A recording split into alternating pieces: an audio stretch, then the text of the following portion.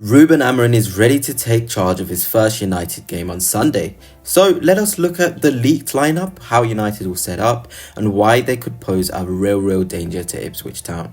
But before I begin, if you are new here, please make sure to hit that like button and subscribe too, it will be greatly appreciated. Before we get into the tactical side of things, let's look at what reports are saying, look at the training sessions and see what Amorim is cooking up. So as you can see from the image, we have Mason Mount playing in the left attacking number 10 position, Amad Diallo in the right attacking 10 position, and rather interestingly, Marcus Rashford in the 9 position. And I do feel like this is the sort of team that he will go for on Sunday. He's worked with these guys for longer. They've obviously had the chemistry. You can even see in the training videos, Mount looks really sharp, Amad as well looks really good, and Rashford as well. False 9, running those channels, I feel like he'll be really effective. Also, Malacia at left wing back, I do potentially feel this game could be too early for him. But again, he's been with Amorim for a while. He's been working with him quite a while now. So I reckon we could get a surprise start for him. And yeah, I think the other one we got to talk about, of course, the reports going out about Lenny Yoro. He's looking good, pushing for a start against Ipswich on Sunday. And not even that, if we look here, he's also withdrawn from the Manchester United under-21 squad against Altrincham on Tuesday. So that suggests that Yoro is looking good, looking fit, and looking ready to start too. So if we're to look at all of those different things, with Bruno back in training as well, a couple of the big players returning, Casemiro, of course, I feel that Amorim's lineup will look something like this. So here it is. This is what Ruben Amorim, I reckon, will play, judging off the reports, judging off training, judging off everything. I feel like this is the team. Onana, Martinez, De Ligt, Yoro. I feel like Johnny Evans could even play centre half. I think it was a toss-up, really.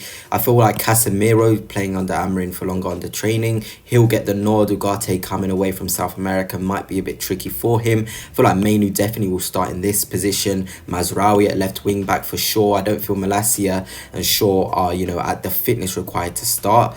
Anthony right wing back, definitely feel like Amorim likes the look of him. Then Fernandes and Mount in those pockets with Marcus Rashford in the number 9 position. For the first time really in a very long time, I feel like it will thrive. So Ipswich Town, I've got their players on the side, and I'm going to now show you how this game is going to be really tricky for United and who's going to be key. So if we just get Ipswich into their shape, in a defensive shape, they have a back 5. Play a really tough back 5 against Spurs. This is judging off the game against Spurs, whereby, they were in such a hard block here. 5 players across the back. Then they'd have Morsey sitting in front there. Cajuste as well, marshalling this area. They'd almost stop the supply into Brennan Johnson, who would be in this zone. So it's going to be really important for the wing backs to constantly overlap, constantly create this overload. You also had this was the situation that Spurs found themselves in. It was almost like this at times. A 5-2-3 formation with Delap coming really deep, Smodjic tucking in, Hutchinson tucking in, 5-4-1 even at times. So this is just telling me the most important players on this pitch against Ipswich on Sunday is Bruno Fernandes and Mason Mount. Everything is going to be determined by how good these guys can find the pockets of spaces. They cannot hide at all. They've got to be able to drag Morsey and Cajuste forward so Marcus Rashford can then have the freedom here. Because the game is going to have to be won centrally. In the wide areas, Smodjic and Hutchinson do a really good job at doubling up. I feel like the wing backs could help. I feel like Anthony and Mazraoui are going to have to overlap quite a lot to be able to break through Ipswich. Obviously, they play with Johnson as the right mid in possession. Out of possession, he drops into the back 5.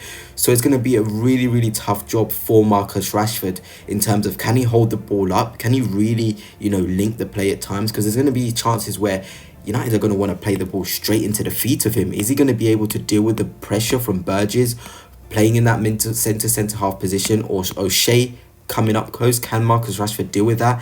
If not, it's going to be a really tough game. But it's these central areas, these pockets of spaces. Can Fernandes find these zones and allow Rashford to push the defence back with his runs? This is what's going to be so key.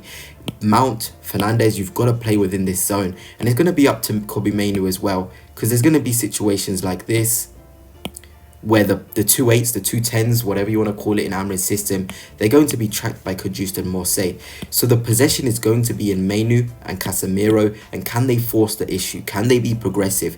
Can Mazraoui find the little pockets of spaces between Johnson and Hutchinson? Can Antony find the pockets of spaces between Smodix and Leif Davis?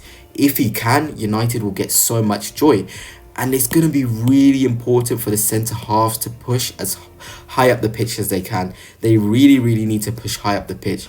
Martinez needs to have the confidence to come in midfield, drive with that ball, attract Hutchinson in here. Then there's space for Mazraoui. Then there's space for Mainu to come in this gap.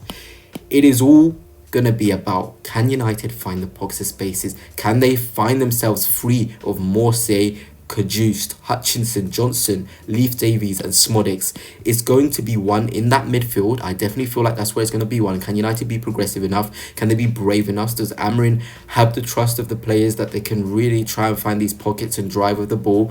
Of course, the wing backs, they're going to be key. They're always going to be key. They can be the spare man. They can be the release. In possession. Can Martinez find this ball often into Mazraoui? And there's going to be times where this rotation could happen. You could find Mount playing in that wing-back position, Mainu then being in the 10, Mazraoui then being in the midfield. Can you be confident and fluid? It's going to be all about those rotations. United really, really need to move Ipswich about, because we saw Spurs, they're a really good side under Ange, but they couldn't shift and rotate enough. And against these low blocks, you're going to have to shift and rotate. Otherwise, you're going to find it very, very, very difficult indeed.